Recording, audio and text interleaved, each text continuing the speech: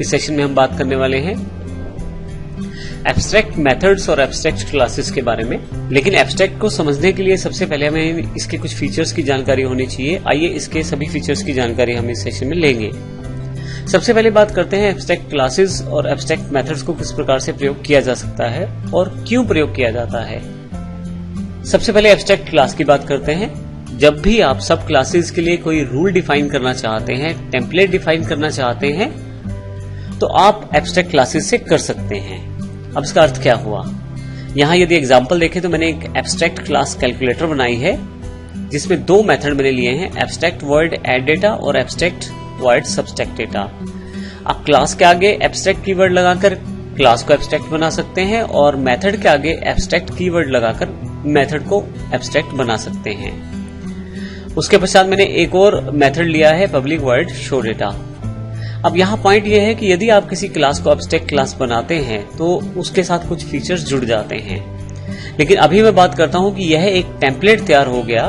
इस टेम्पलेट में हमने मुख्यतः दो चीजें डिफाइन की हैं। पहली कि इसमें हमारे पास दो एब्स्ट्रैक्ट मेथड्स हैं। अभी तक के लिए ये कि जब आप किसी एब्स्ट्रैक्ट क्लास में एब्स्ट्रैक्ट मेथड्स को डिफाइन करते हैं तो यह एक रूल बन जाता है कि जो भी क्लास इसकी सब क्लास रहेगी उससे इन दो मेथड्स को इंप्लीमेंट करना पड़ेगा। आप देखेंगे कि यहां ऊपर की तरफ क्लास में किसी भी तरह की बॉडी डिफाइन नहीं है ऐड डेटा या सब्सट्रैक्ट डेटा के साथ में। तो ऐसे केस में आपको इन दोनों की बॉडी उस क्लास में डिफाइन करनी पड़ेगी जो क्लास इस एब्स्ट्रैक्ट क्लास को एक्सटेंड या इनहेरिट करती है। अब दोबारा से इसे समझते हैं। हमारे पास एक एब्स्ट्रैक्ट क्लास है टेम्पलेट के रूप में, इसमें दो मेथड एब्स्ट्रैक्ट है और एक method public word show data है। अब मैंने एक माई कैलकुलेटर क्लास बनाई है जिसने इस एब्स्ट्रैक्ट क्लास को इनहेरिट किया है। अब क्योंकि एब्स्ट्रैक्ट क्लास में दो मेथड एब्स्ट्रैक्ट थे तो इस कारण से उन दोनों मेथड्स को इस माई कैलकुलेटर क्लास को ओवरराइड करना ही पड़ेगा। इसका अर्थ ये हुआ कि जब भी आप किसी एब्स्ट्रैक्ट क्लास को इनहेरिट करते हैं तो आपको उस क्लास में दिए गए सभी एब्स्ट्रैक्ट मेथड्स को ओवरराइड करना होता है, यानी कि डिफाइन करना होता है। इसके अलावा एब्स्ट्रैक्ट क्लास में अन्य मेथड भी हो सकते हैं एब्स्ट्रैक्ट के अलावा, जैसे यहाँ पे पब्लिक वर्ड शो डेटा है, परंतु जरूरी नहीं कि आप इसको डिफाइन करें। तो आप एब्स्ट्रैक्ट मेथड को जरूर शामिल करें क्योंकि यह रूल है, परंतु अगर एब्स्ट्रैक्ट मेथड नहीं है तो जरूरी नहीं है कि आप उसको प्रयोग करें। इसके अलावा सब क्लास इन दो मेथड्स के अलावा अपने मेथड्स भी बना सकती है अपने में, अर्थात जैसे मैंने मल्टीप्लाई डेटा एक अलग से मेथड ले लिया है जो एब्स्ट्रैक्ट क्लास का मेंबर नहीं है परंतु माई कैलकुलेटर क्लास का मेंबर है। तो इस तरह से हम कुछ रूल्स को फॉलो करते हैं एब्स्ट्रैक्ट क्लास में। तो अल्टीमेटली ये किस लिए बनाई जाती है, ताकि एक रूल को डिफाइन कर दिया जाए, जो भी क्लास इसकी सब क्लास बने वो इन सभी मेथड्स को जरूर ओवरराइड करते हुए आगे बढ़े।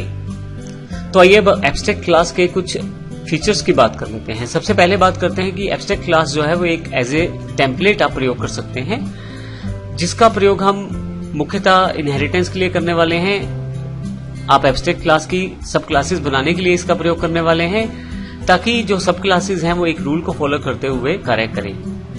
जो क्लासेस एब्स्ट्रैक्ट क्लास को इनहेरिट करती हैं जरूरी हो जाता है उनको उन सभी मेथड्स को ओवरराइड करना जो एब्स्ट्रैक्ट हैं एब्स्ट्रैक्ट क्लास में। जैसे कि कैलकुलेटर क्लास में दो मेथड थे, ऐड डेटा सब्सट्रैक्ट डेटा। माई कैलकुलेटर क्लास के लिए जरूरी है इन दोनों मेथड्स को ओवरराइड करना। हालांकि जो सब क्लास है वो अपने डेटा मेंबर्स रख सकती है अलग से, यानी कि जो मेथड्स कैलकुलेटर क्लास में है उसके अलावा कोई मेथड अगर माई कैलकुलेटर क्लास चाहती है तो वो ऐड कर सकती है। यानी कि सुपर क्लास जो एब्स्ट्रैक्ट क्लास है उस मेथड्स के अलावा जो एब्स्ट्रैक्ट हैं अलग से भी कुछ मेथड डिफाइन करना चाहती है तो वो कर सकती है सब क्लास। एक एब्स्ट्रैक्ट क्लास वह क्लास होती है जो एब्स्ट्रैक्ट कीवर्ड के साथ डिक्लेयर की जाती है। अब ध्यान रखिएगा, एब्स्ट्रैक्ट क्लास के पास एब्स्ट्रैक्ट मेथड हो भी सकते हैं और नहीं भी हो सकते। यदि आप चाहते हैं कि सब क्लासेस कुछ पर्टिकुलर मेथड्स को ओवरराइड जरूर करें तो आप एब्स्ट्रैक्ट मेथड यूज कीजिए, और यदि आप चाहते हैं कि रूल डिफाइन करते हुए एब्स्ट्रैक्ट नहीं लगाना है तो आप नहीं भी लगा सकते। इसके अलावा आपके पास ये दो इंपॉर्टेंट पॉइंट और हैं। एब्स्ट्रैक्ट क्लासेस का आप ऑब्जेक्ट बना के प्रयोग नहीं कर सकते, यानी कि यदि मैं चाहूं कैलकुलेटर का ऑब्जेक्ट बनाऊं तो एरर आ जाएगा, कंपाइलर इस तरह मुझे नहीं करने देगा। हालांकि आप एब्स्ट्रैक्ट क्लासेस की सब क्लासेस बना सकते हैं, जैसे मैंने माई कैलकुलेटर क्लास बनाई है। एक एब्स्ट्रैक्ट क्लास बनाने के लिए आपको केवल एब्स्ट्रैक्ट कीवर्ड का प्रयोग करना है। अब ध्यान रखिएगा, यह एब्स्ट्रैक्ट क्लास इंस्टांशिएटेड नहीं की जा सकती, यानी कि इसके ऑब्जेक्ट्स नहीं बनाए जा सकते। इसे एक्सटेंड जरूर किया जा सकता है, अर्थात इनहेरिट किया जा सकता है। इसी तरह से यदि आप एब्स्ट्रैक्ट मेथड बनाना चाहते हैं तो उसके आगे एब्स्ट्रैक्ट कीवर्ड लगा दीजिए। ये लगाने के साथ ही ये मेथड जरूरी हो जाएगा उस क्लास को ओवरराइड करना जो क्लास इस एब्स्ट्रैक्ट क्लास को इनहेरिट करती है। एब्स्ट्रैक्ट क्लास के पास अपने वेरिएबल्स, मेथड्स और एब्स्ट्रैक्ट मेथड्स और कंस्ट्रक्टर सब हो सकता है। एक पूरी क्लास की तरह यह प्रयोग की जा सकती है, बस आप इसे ऑब्जेक्ट बनाकर प्रयोग नहीं कर पाएंगे। तो इस सेशन में हमने ये देखा कि एब्स्ट्रैक्ट क्लास क्या है, मेथड्स क्या है, किस प्रकार से हम उन्हें डिक्लेयर कर सकते हैं, एब्स्ट्रैक्ट से रिलेटेड फीचर्स कौन से हैं। नेक्स्ट सेशन में हम इन्हीं कॉन्सेप्ट्स को प्रैक्टिकली कैलकुलेटर और सब एब्स्ट्रैक्ट एग्जाम्पल के साथ समझेंगे। धन्यवाद।